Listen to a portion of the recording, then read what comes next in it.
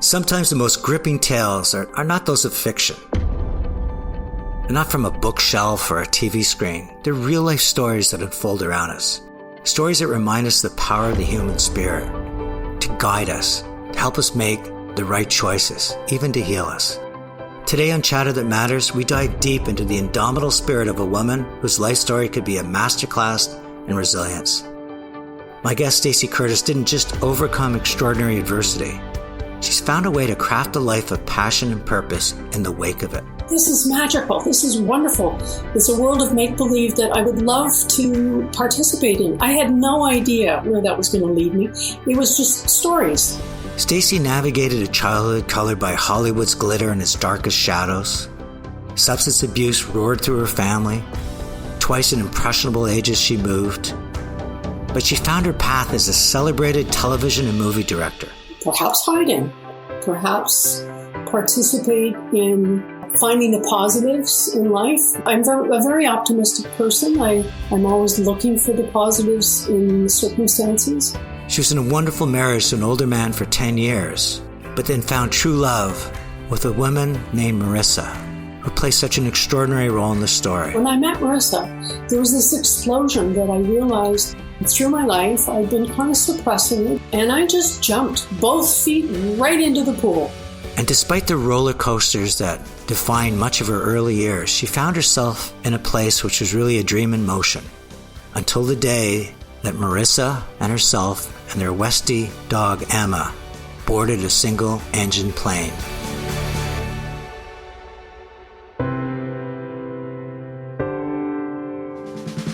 This is Chatter That Matters with Tony Chapman, presented by RBC. Stacey Curtis, that's quite an opening. Welcome to Chatter That Matters. Thank you, Tony. It's really sweet of you to ask me to join you. You found a career where you're sought after. People adore you. You found the love of your life. Everything seems to be going in the right way. And I read a newspaper article that you sent me, and you said, I was looking out the window and I heard a clunk and then just silence. Marissa and I traveled a lot. I was exceedingly lucky through my career to travel across the country. I worked in Newfoundland. I worked in Calgary, Manitoba, Quebec, and I worked a lot out in Vancouver, and I fell in love with Vancouver. And there was a period of time that Marissa and I decided we wanted to experience Vancouver Island. And we had traveled a number of times over to Tofino. Normally we would travel Toronto to Vancouver, take the flight to Nanaimo, and then we'd rent a car and drive across the island. And this one particular trip in 2006, it was in January, I had, I guess, a week off from whatever show I was working on at the time, because I was working nonstop, a variety of different shows.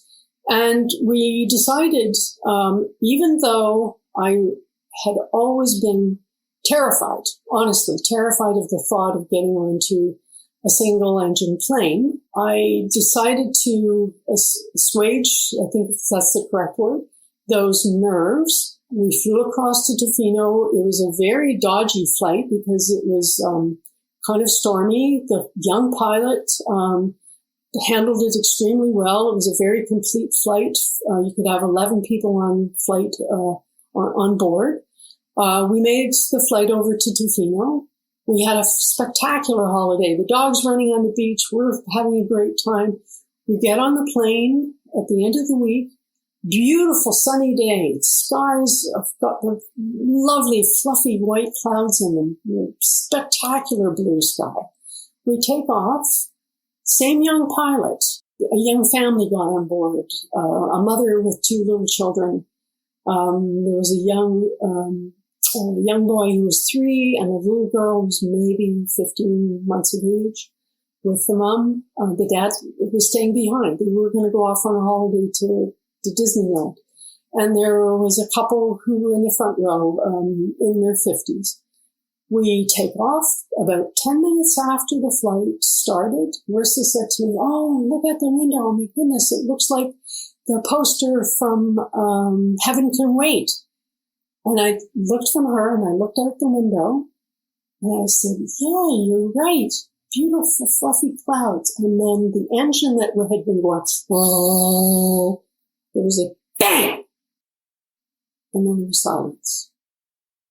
And I'm looking at the window, and then I turned forward, and from where I was sitting, we were in the third row, I looked, and I could see the pilot, and I could see over his shoulder, through the cockpit, that he was talking to his microphone. And beyond him was the propeller of the plane, just going, just floating. And he's pushing buttons and he's talking, and I can see that something's going on. He's trying desperately to get the engine going. I heard him try to do something, but nothing happened. It was absolute silence. We're gliding. And everybody in the plane realized the severity of what had happened. We didn't know exactly what it was at the time.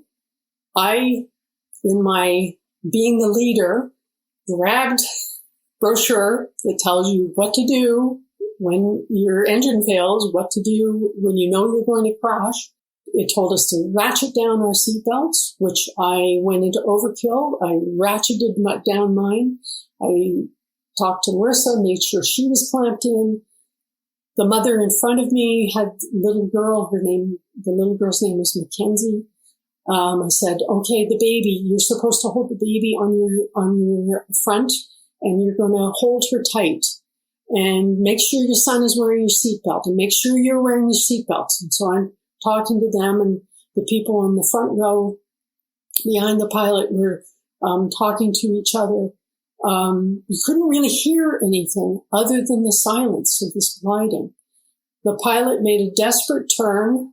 At one point I thought, oh, don't go down there, because at this point he was losing elevation. And I was afraid that we were going to slam into the side of this mountain, and he kept turning, fortunately. Little did we know that what had happened was the blade inside of the turbine compressor that runs the plane had shorn off at the base of it and had shredded all the other blades. There was no way the pilot could restart the engine. He thought that he could make it to the Port Alberni airport, but we continued to lose elevation. He kept circling around because they thought at first maybe we should go back to Tofino. Then the decision was no, we shouldn't. So he proceeded using visual references. He was not trained to be able to fly by instrument. The real misfortune was the plane did not have a GPS on it. He looked back over his shoulder at one point to talk to us, and he called out and he said, okay, fasten your seatbelts, get ready for this. And I could see through the windows beyond him that he was aiming for an open area of clear cut that he was going to try and bring the plane into. I'm a very tense individual. I'm a very taut individual. This was my worst nightmare coming true. Marissa and I grasped hands. Marissa told me afterwards that she was thinking of the Volvo commercial with the crash test dummies in them, where they would just take the hit. They would just go with it. So she was mentally preparing in that way. That never occurred to me, that would be a possibility. I just could see what was coming through the windscreen. I prepared for a crash landing. And just before we collided with the mountain, the wing of the plane hit the top of a tree, which changed our trajectory and forced us into the side of the mountain, so that the tail end of the plane was up in the air and the front of it kind of nosedived into it. It was like a movie, Tommy. It was, I saw it coming, and the next thing I knew, cut to black. Did it feel like slow motion? I mean, how does time keep pace with when you're just circling and wondering? And you know, it was 10 minutes that I understand afterwards. It felt on one hand like it was racing, and on the other hand like it was in slow motion, because I have these glimpses of, looking to the young pilot and seeing him trying to communicate. looking out the windows, seeing where he was possibly going to take us down to, the time frame of my trying to communicate with people. Okay, this is going to happen. We've got to deal with this. Be prepared. And it's allowed us to say to each other, I know Jill spoke to her husband, Terry, and told him how much she loved him. And I spoke to Marissa and told her how much I loved her. And aside from that, you've set this sense of impending doom. And yet I didn't know what to expect, whether I was going to live or die. That cut to black was so immediate. And yet when I came to afterwards, what shocked me was the realization that I could see through the top of the airplane. There was this gap in the metal. I could feel something dripping from the top of my head. And then the next thing I felt was this searing pain in my belly, where I guess I had tightened down my seatbelt so tight that it turns out I ripped the inside of my bowel open from the force of being thrown forward. The windows were smashed. The wings were all bent out of shape. We were all leaning forward in our seats. The seat in front of me, where Marnie, the mother, had been, she was now splayed on the floor, and I had no idea where the little girl was. But I undid my seatbelt. I undid Marissa's seatbelt because I thought, okay, if this is hurting me, it must be dreadful for everybody else. I reached forward, and for some reason I was able to, normally the plane, you can't get to the seat in front of you, but because the mother was moved, I was able to reach forward to try and get the little boy's seatbelt undone, and he was just hanging in his seat. He had been killed on impact. How many people survived? There were 8 of us on the flight. The pilot succumbed to his injuries. Terry was killed on impact, and somehow his wife, Jill, knew that. There were 8 of us in total, 3 perished. And I don't want to be dismissive in any way of human life, but what happened to Emma? Emma, to my amazement, as I had instructed the mother, Marnie, to hold her child, I had taken Emma in her little, carrier bag. I had her on my lap and I was holding her. But obviously on impact, she got thrown from my hand. Marissa was somehow in a position to be able to get Emma out of her case, and saw that she was kind of okay. Nothing seemed to be wrong with her. And when I looked down and I saw her, she was sitting there shaking like a leaf, like, what the fuck just happened? She had no idea what was going on, but she just sat there. I somehow thought that I was supposed to help rescue us getting out of the plane because I could smell gasoline. What was amazing was that our pilot had flipped a switch that stopped the battery from being able to ignite the flames, which is usually what I've learned afterwards. Usually what will happen is the planes will torch because the gas pours in from the wings. There's sparks, and that was what made our situation miraculous, that it didn't cause the plane to ignite.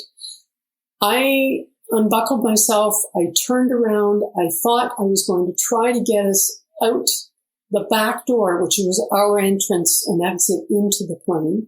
It was kind of up in the air, and I basically collapsed from my own injuries. My legs were broken, my back was broken, my ribs were broken. Everybody suffered significant skeletal injuries and internal injuries. Where's the plane? As you said, it has no GPS. It's not necessarily being tracked even. How did rescue happen? Luck in my life. There was a training mission that had taken place with the search and rescue teams. They were flying back from Victoria up to Comox. So they were bisecting the island, and we were cutting, like they were coming north from Victoria, and we were cutting across to go from Tofino over Port Alberni to Nanaimo.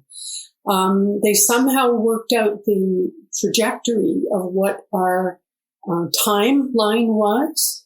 And when they lost signal, it turns out there was a logging road that ultimately they were able to bring some of the search and rescue guys in. But what happened was the search and rescue guys that were flying from Victoria to Comox got the Mayday message. They went into Comox, they picked up gear, they prepared themselves, they ended up parachuting to our site. They somehow found us. I can remember coming to at one point, Marissa said, they're coming for us, you can relax, just stay put. And all I could think was, I can hear a helicopter. Okay, I don't have to do anything. And they parachuted in, they dropped gear. We were in this clear-cut area. They somehow climbed into the plane. It was like one of those slippery slides, because the upper part of the plane was up in the air. They had to work their way down to, it's not a big plane, but it was super slippery for them. They had to manage getting 8 people in various degrees of being smashed into part of the plane. Apparently Jill's leg was through the fuselage. They had to find the little baby who they at first thought had expired, but as it turned out, she got wrapped up in the carpeting, which helped save her life. The search and rescue guys were our heroes. It was like the Marlboro Man coming in to rescue us. I remember them talking to me. I was kind of face down into the backside of my chair because I had tried to climb out. And they said, okay, this is going to hurt. And they picked me up and flipped me. And as they flipped me, I didn't know this, my back was broken. I passed out. I screamed and I passed out. They had to pick up all of us via stretchers. At one point, Marissa said, you're not putting me on that thing, are you? Because she was completely aware of what was going on. Her injuries were less than mine, but somehow she was able to communicate with them. And they said, we found the baby. Here's the baby. You sit with the baby, Marissa. Okay. And they put her right beside the plane and dealt with those of us who had to be triaged. I guess my lung had collapsed. They were dealing with me. They picked Emma up and they brought her. Emma wanted to be with me, but she kept jumping on my chest and I could barely breathe. This is like, Emma, no, get her off. And then eventually, they said it took them a couple of hours to be able to get us pulled together well enough on the stretchers.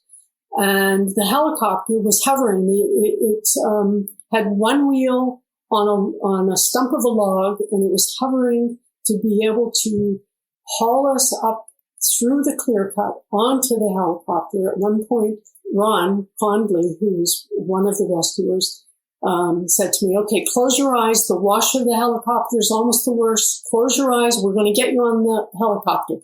Marissa was then brought amongst the last to get onto the helicopter, and they put Emma on the helicopter. And didn't she just steal the prime seat? She jumped up on one of the rescuer seats and curled up and passed out. Wow. We were transported to Comox, which is the forces base there. I honestly don't remember being pulled off of the helicopter, but I remember coming to in what seemed to be like an open space. And I think it was probably the emergency area. I don't know. All the nurses and the doctors, they were on a shift change. So when the word came in that the plane had crashed, the 2 shifts jumped into action. They only had a few emergency rooms because it's a very small hospital. It's a local hospital. It's not major. I remember coming to, and in the hospital, I said, where's Marissa? Is she okay? Is she all right? And somebody hovered over top of me in the bed, and Said, yes, no, she's okay. And I said, Emma, where's Emma? I said, don't worry. Somebody's taking Emma. She's all right. I thought, okay, as long as everybody's okay. And they said, Stacey, your injuries are really bad. We can't cope with this here at this hospital. Are you okay if we put you on another helicopter and we take you to Victoria? Okay. If we need to, we have to. And then it turned out there was a problem with that helicopter. They had to get another one in. I don't know exactly what went on. Two of the patients, myself and Marnie, the mother, were transported to Victoria. The baby was sent to Vancouver because of her injuries and the hospital capabilities in Vancouver. And Marissa and Jill were kept at Comox. And Emma stayed at Comox. She was cared for. She was never supposed to get on the helicopter. Supposedly the rules are, if pets are on the plane, they should be left behind because the rescuers don't know if they'll charge at them or if they'll bite them. But fortunately, or jump on their owner who has a collapsed lung. True. Anyways, the officer in charge said, no, this little dog is one of the passengers. And that's what he explained when he arrived to the press who was asking about it. And Emma ended up with IV tubing around her, and somebody took her out for a walk while all of this chaos was going on around us. Did you ever think, like, I know you must have thought, I am so lucky to have survived this, but did you ever worry in those first few days when they're looking at you saying, we can't cope with what's going on, that you might have survived the initial crash, but you won't survive the injuries? No, that never occurred to me. And is that just who you are? I think so. Do you think, because I just did a show on the power of the human mind, do you think that part of the reason you're here is because you had that approach to life versus if you had been more, oh my God, I'm not going to make it, there's chances are you wouldn't be here? I think there's a lot of truth in that, Tony. I think the positivity, when the doctors told me that my back was broken, I didn't ask him, oh my God, am I going to be able to walk? I said, because he said, is it okay if I fix your back? And I said, well, yeah, will I be able to ski? And he said, yeah, because he was a skier. And I said, okay. It wasn't, could I walk? I do know that there was a moment when I arrived after multitude of surgeries that the doctors put, there was some equipment that was right up against my bed. And it was vibrating, and there was the sound, and I kept hearing, is that the helicopter? Like, is that the plane? Is that the helicopter? And it made me very unnerved. But there was this moment where I felt like in each corner of the room, I don't want to call them angels. I'm not a religious person. I don't have... You have to have some belief in spirituality. Absolutely. There's some power. There's some power out there. That wanted you alive. Yeah. Yeah. And I will honestly say that for a period of time through my recovery, I spent a year and a half having to rebuild my body. One of the things that Marissa said was the first thing out of my mouth was, aside from phone my agent, because I had a job I was supposed to go to, and I was worried about that job not being like that I wasn't going to be fulfilling it. But it was more okay, now I can get myself in shape. If I've been this injured, I'm going to use this and I'm going to rebuild myself so that when I come out of this, I'm going to be even better. I heard that they almost had to wrestle you to stop you with your rehab. You were going at it where most people are going, oh no, not again. And you're going, where's Stacey? She's I'm down in the gym. I'm down in the gym, yeah. Right? I mean, no, there was truth to it. I mean, there was a period of time where both legs were broken. I couldn't walk for 3 months. My back was in a brace, but I was in a position where they showed me, I can get out of the bed by yanking myself out of the bed and into a wheelchair and down the hall to my rehab. And the physiotherapist and the trainers who were there, who ultimately helped rebuild. Marissa's injuries were broken clavicle, badly broken femur, bad scars. They worked on both of us. I was there for 3 months of rehab, which is an incredibly long period of time. And then I needed another year of outpatient. At first I had to use Wheel-Trans to get there. And then I was eventually able to ultimately drive myself once my legs were functioning. But my goal was to get back to work. My goal was to rebuild myself, but I needed to get myself back to a state that I felt I could do the job the way that I had always done the job, which included jumping out of my chair and running to the actors and running to the crew and then running back and never wanting to hold anything up. I was always trying to fit into the schedule and fulfilling the schedule, but achieving the performances that I wanted. So I never wanted to deny the time to the actors. And I see how setting goals like wanting to ski again, wanting to get back to work is a big part of who you are. But mentally, what kind of state? I mean, are you getting some therapy? How are you dealing with PTSD? How are you dealing with the fact that why am I here and others aren't? You know, how are you dealing with the fact that I might not be the superhuman I was before that plane crash? It's a really interesting question that gets posed to you. Firstly, I did pose the question, why? Why did I survive? What was it that I have to learn from this about myself, about how I changed my life?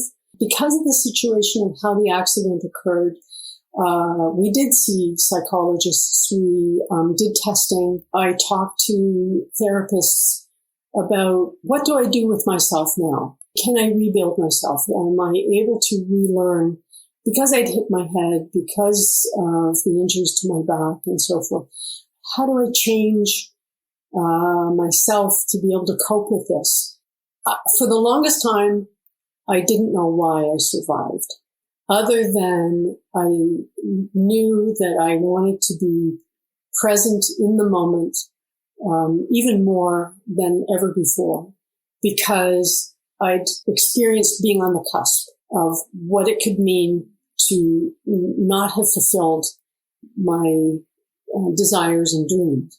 So being more in tune with, okay, what's important now? You survive a plane crash, really bad shape, but your attitude, your work ethic, Humpty Dumpty puts the pieces back together again. You're back to where the best you can be and better than most people that have never had an accident, because I know who you are. And in 6 years after your accident, your stomach's held together with mesh wire. I mean, that seatbelt that you cinched so tight did a lot of damage. They opened you up for surgery. And what did they discover inside? We thought it was a female problem. We thought it was fibroids. They opened me up. In fact, they started by doing laparoscopic, and they discovered that there were some cells in me that did not look healthy. And so that doctor took a biopsy. They discovered that I have a cancer in my belly. It's not actually in the organs, it's in the fat tissue. So it's the same kind of cancer that ultimately took Rob Ford's life. The kind of cancer that I had is probably a different strain. I had the great fortune of ultimately being put together with Dr. Carol Swallow, who is one of the top surgeons at Mount Sinai Hospital, who specializes in liposarcomas. She was introduced to me about 6 months before we did the surgery to actually remove the tumor. She took one look at my file, and prior to meeting me, she thought, oh, this is really bad. I don't think this person's going to make it. And then she walked through the door, and I had just come back from a trip from Paris. I was all suntanned. I was happy. I had survived the previous surgery that discovered the cancer, and I knew that this was not good. I knew that there was a problem. She said, okay, judging by your attitude and judging by the kind of physicality, how hard you fought back, by that time I had gone back to filming, did a TV movie in Newfoundland. I worked on Republic of Doyle. I did a number of episodes, but something was wrong with me. I knew there was something wrong with me. So when we discovered the cancer, I wasn't surprised that there was something horribly wrong. It was a tumor that apparently went from hip bone to hip bone, front to back, in the fatty tissue. It surrounded my bowel, it surrounded the kidneys, my bladder, and Dr. Swallow said, okay, let's do some radiation to try to reduce the tumor against your kidney, and I will do what I can to remove the cancer. And I went into the surgery in February of 2013 with the understanding that even with the surgery, I might be lucky to have 2 years. And that changes your perspective, Tony, doesn't it? Life, you're in the moment. 2 years, you think, okay, what are my priorities? My priorities are my family, my partner, my career. At this point, I had no idea if I was going to make it out of the surgery. I had to talk to my forward producers that I thought I was going to be working with and explain that I wasn't well. I didn't know how long I was going to be laid up. They needed to find replacements for me. I was really concerned about them being taken care of. I wasn't worried about my reputation because at this point it was, am I going to survive this surgery? Dr. Swallow managed to get the entire tumor out. She said it was the size of a volleyball, which I find extraordinary because the mesh in my belly from the previous surgeries had hidden it. It had suppressed it structurally. So I knew there was something growing in there, but I didn't know. It's lucky you had the mesh. It could have been the size of a lifeboat. Well, this is it. It was hidden.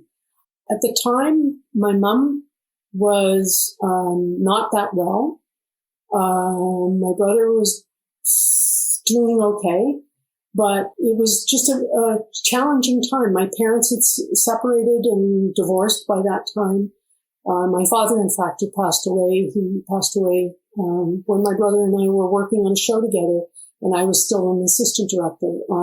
We got word when we were in the middle of shooting, in the middle of the 80s. He also died of a cancer, a different kind of cancer.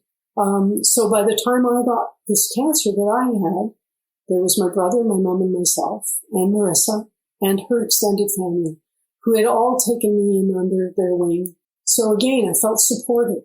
And so when I went into the surgery, I wasn't thinking, am I going to survive the surgery? The doctors presented that to Marissa. She didn't know whether I would make it through. But as far as I was concerned, okay, let's go in and let's see what will come out the other end.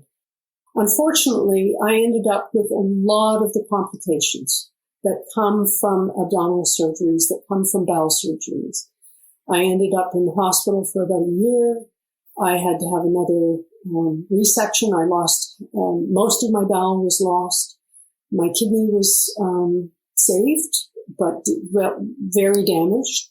My bladder doesn't work. I ended up with a stoma. I've ended up with a number of bags attached to me. Well, you call it, when we're doing the research, you said, this is where you can call me the bag lady. And I say, how do you have humor? Well, what else are you going to do with it, Tony? I mean, the reality is, oh my God. It's miraculous, actually, because the medical field, I have hundreds of doctors and nurses to thank for saving my life. There are key doctors, Dr. Swallow in particular, and those who were her residents and associates who helped save my life. But beyond that, I've been in and out of the hospital regularly. I'm 10 years out from having been told you have 2 years to live. That 2 years, of course, became a year in the hospital with deep vein thrombosis in my legs. So I'm on blood thinners. I'm on medications. I have a PICC line in my arm that is a permanent fixture in my life because I have to attach a bag at night to get my liquid food. That's the thing that's keeping me alive. I can eat. I can enjoy the pleasures of foods, some of which don't agree with me in my belly. But I know I've learned the lessons over the years that, French onion soup is not something that I can have very often unless I'm very close to home. What it did do, though, was the extent of my cancer and my surgeries forced me to cause me to step back from the industry. I didn't use the word retirement for a number of years because I really just felt that I couldn't do the job the way I had once done it. I had recovered from the plane crash miraculously. I was able to jump back and clamber over rocks and, out in Newfoundland, you're all over the physicality of it. But when the cancer struck, I thought, okay, this is different. I'm tied to the medical elements that I have to take care of in myself. If I only have 2 years to live, my time left is going to be with my family and taking care of myself. There's a profound desire to escape the pain, and we're not quite sure in the moment how to deal with it. We don't really have faith that anything is going to change, and it just feels like this black hole. There's no light. I think it's a really difficult conversation, and I think it makes many of us uncomfortable, and yet it is a conversation that needs to be had. Those are the words of Amy Deacon. Amy often joins me to provide much needed context on how humans cope. When we return, more from the many lives and insights of Stacey Curtis, my 3 takeaways, and then Amy talks about why some who have almost lost their lives learn how to treasure it. Hi, it's Tony Chapman. We'll get back to this inspirational and moving story in a minute, but first I want to share something that matters to all of us. Over the years, I've featured many guests who fought their way back from near life-ending events or illnesses because of their sheer will and all they received when they were in the hospital and during their extended recovery stage. To me, the most important word in healthcare is care, yet the people who work in this sector are burning out as they struggle to keep up with demand. So I want to take a moment to give each of them a standing ovation for standing in when many others would have quit. And speaking of ovations, I also want to thank the RBC Foundation for committing over $6 million to support our healthcare heroes in reskilling, upskilling, and improving resiliency across hospitals nationwide. Healthcare matters to you, to me, to our caregivers, and to RBC. It's interesting. When I think back on my childhood, I was I suppose an exuberant child. I was always out running around with the neighborhood boys and my brother, ultimately, playing war in the front yard and the backyard. And we had a few apple trees, actually. You're listening to Chatter That Matters with Tony Chapman, presented by RBC. My guest, Stacey Curtis, didn't just overcome extraordinary adversity. She's found a way to craft a life of passion and purpose in the wake of it. So, Stacey, I would love to say that the rest of this is a happy ending, but as you're going through this 10 years of a gift that you're alive and you're with us, your brother, Curtis, who had a lifelong battle to control substance abuse, he had met the love of his life, Marion. Full disclosure, I am now married to Marion, but I'm not even sure that we'll get that in the show. But his love for Marion kind of puts it in check. But your plane crash, his parents splitting up, he starts getting back into substance abuse. And one day he dies of double pneumonia, thankfully clean, but you discover him. Do you ever wonder why you? I couldn't imagine what it would be like. You parented him. In many ways, you're his mother. You were the only adult in the room very often in your life with him.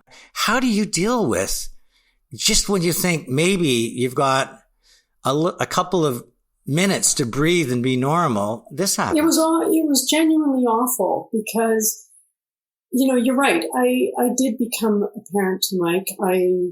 Perhaps was. By the way, we should say it's Mike Curtis, and everybody calls him Curtis. Yes. You're the only one that calls him by his first name, Mike. Yes, so you're confusing my audience, or I'm confusing him. Okay, your brother, Mike Curtis. Yes, he took on the name Curtis because I think it brought him some sense of self, but I always called him Mike, and maybe I parented him. I think about back when we were in California.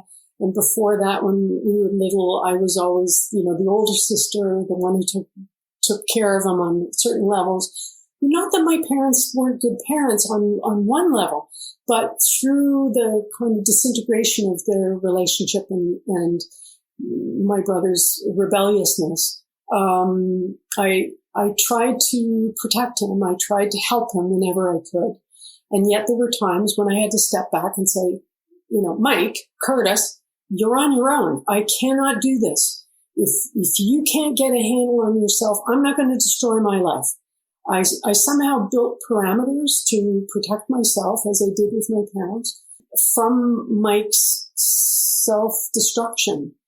The awful thing was, though, that he kept rebounding. He rebounded for the period of time that he was married to Marion. For the longest time, they had a very good marriage for a period of time, and then it disintegrated. And yet, somehow, as with his friends, Marion stayed to be a close friend with him because they had so many similar tastes and likes in music and so forth. The sad thing was that he had gotten himself back on track again. He was going to AA, even though he had a problem with narcotics. And we're talking serious drugs. He loved heroin. He admitted it. He found that the most tempting for him. But he got along with the folks in AA better for some reason. And he had a sponsor and he was taking care of himself. And yet there was a period of time when Marion went back to South Africa to see her family because they were still located there.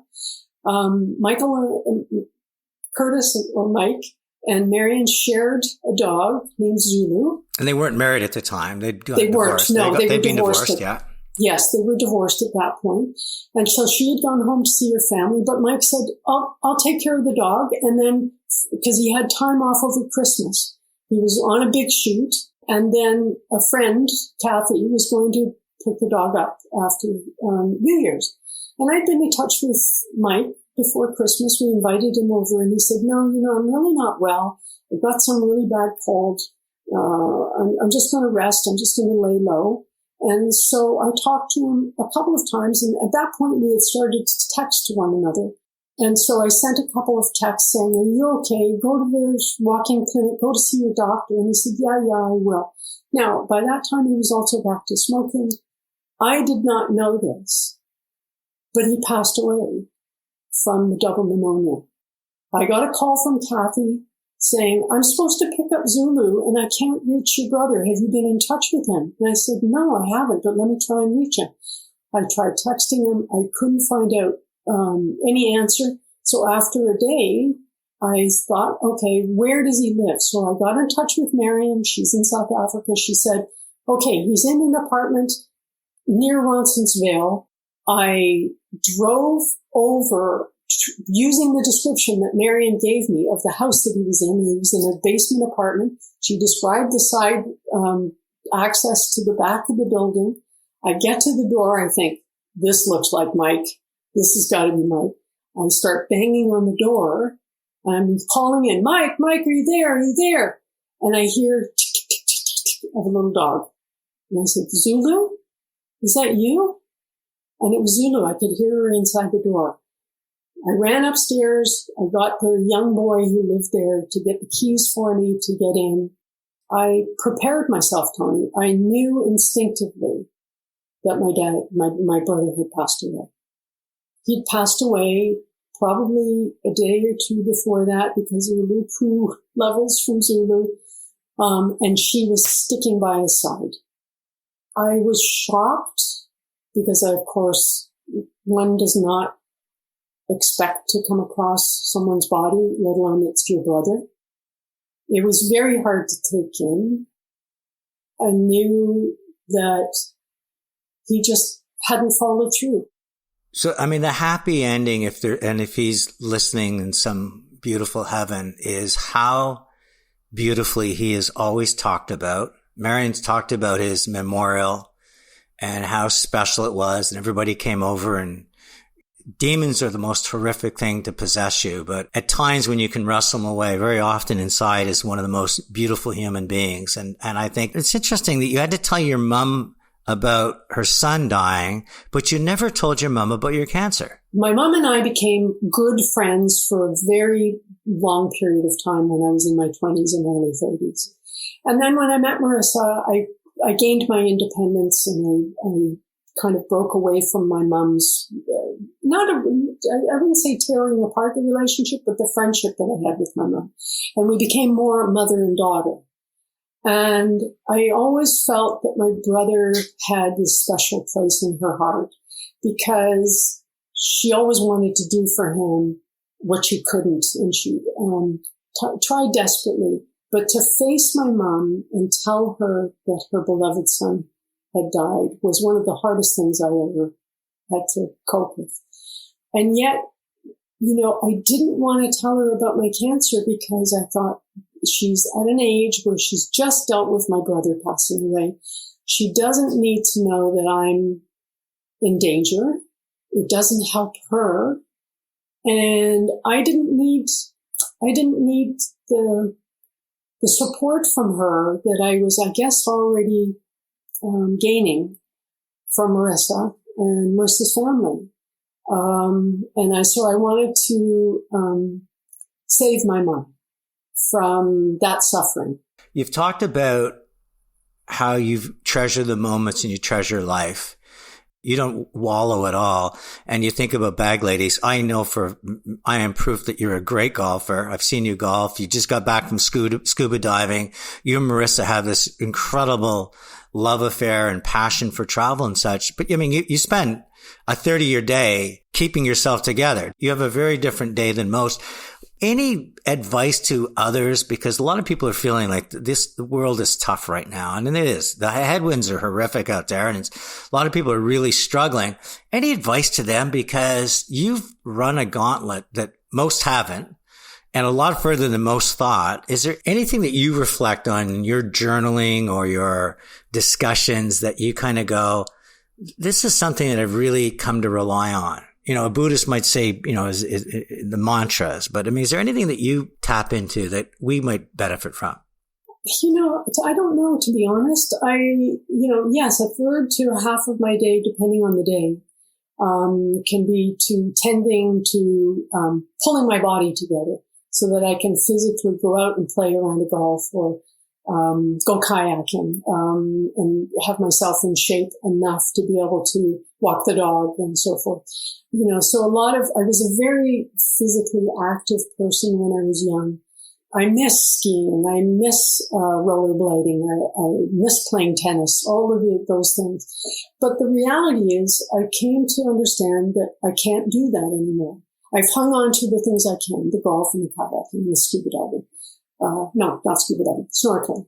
What I understand is that I have my limitations, but I'm hanging on to my independence, my own self capabilities. I'm always reliant on having to go into the hospital for regular procedures to make sure my system stays put together.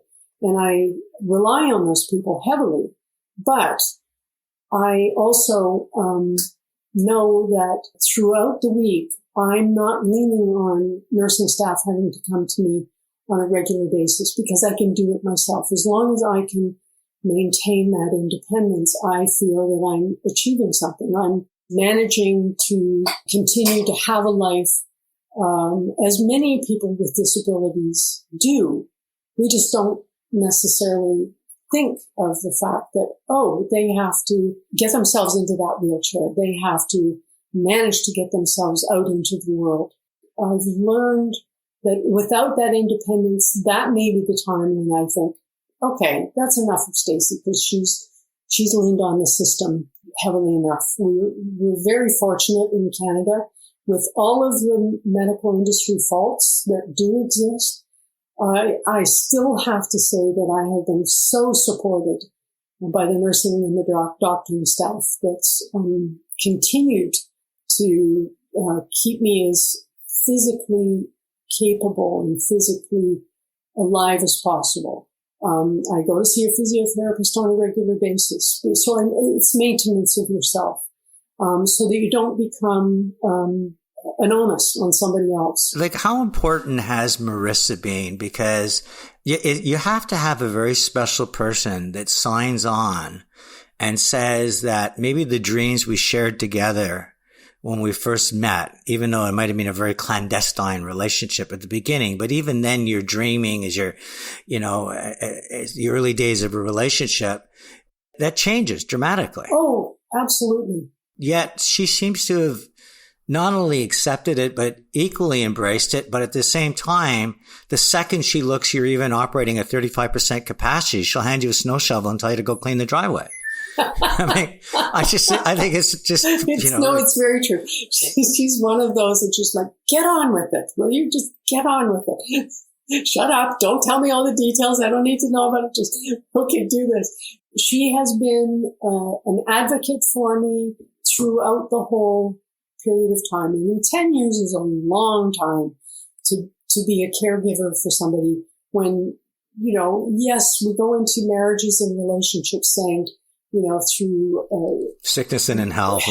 Yes, health and sickness.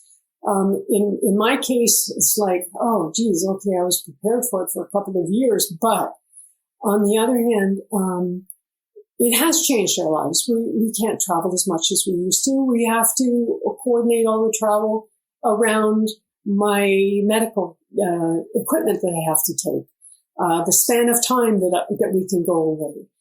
There's been a couple of times where I've basically said to her, you deserve a holiday.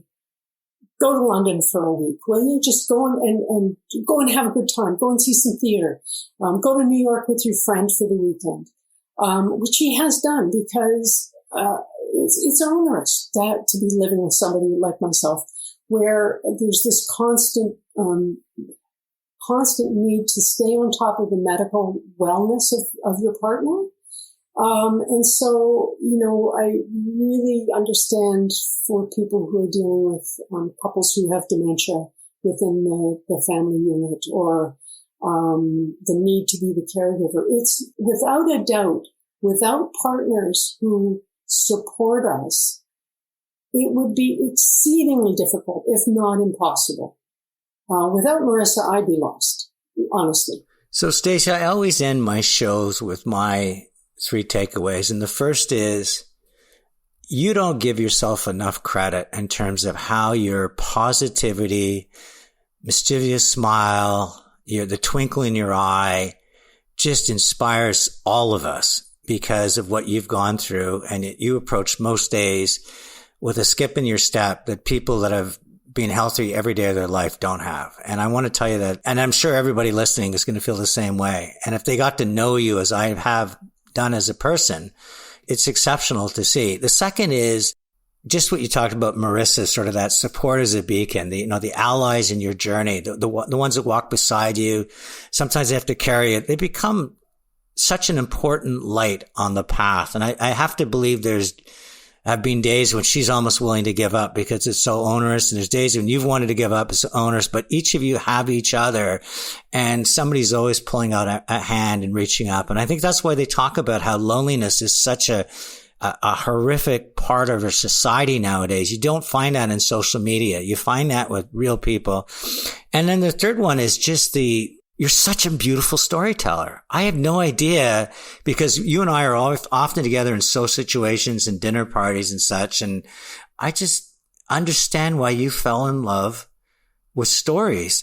You're so gifted at animating. I think we got to have a Stacey Curtis film night at our home and we go through some of I want to begin with the actual cassette tape of you, drumming away. Renaissance woman band yes. Drumming away and with your backup vocals. But for all of that and more, I'm just so happy we finally found a way to put this together and have you on Chatter That Matters. Well, thank you very much. I'll pull out my stack of VHS. Most people don't even know what those are anymore.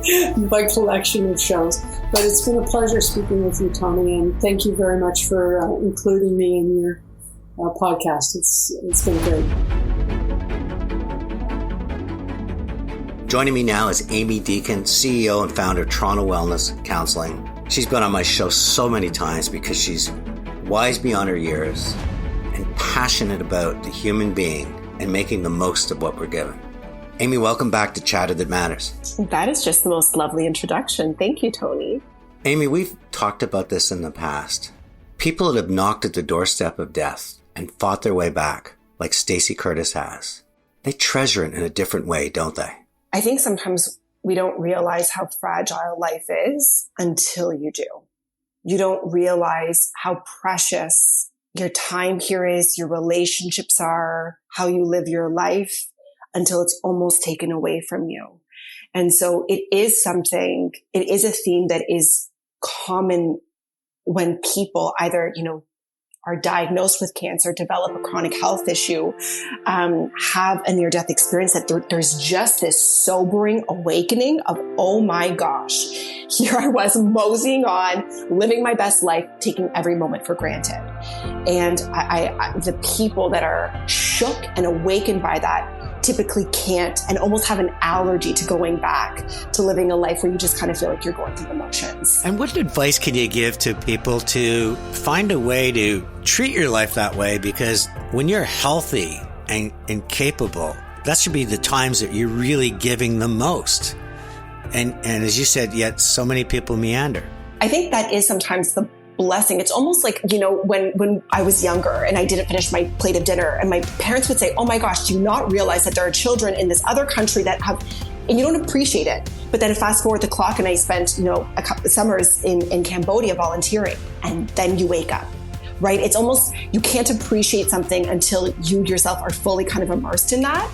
But I think the other kind of example that we can explore without, throwing somebody into hardship or a traumatic situation, Steve Covey has this exercise where he forces people, or invites them, I shouldn't say force, invites people to reflect on their funeral. And when they have passed, what will people say about them? What will be their legacy? What will your friends say? What will your family say? What will your community say? What will your coworkers say? And sometimes it's uncomfortable. But there's something about the conversation around death that provides an opportunity for us to ask ourselves, are we really living? And if it were to go away, would we be good with how we spent our time here? Amy Deacon, sending you yet another virtual hug, because we do these things remotely, but thank you so much for once again bringing it all on Chatter That Matters. Thank you so much, Tony.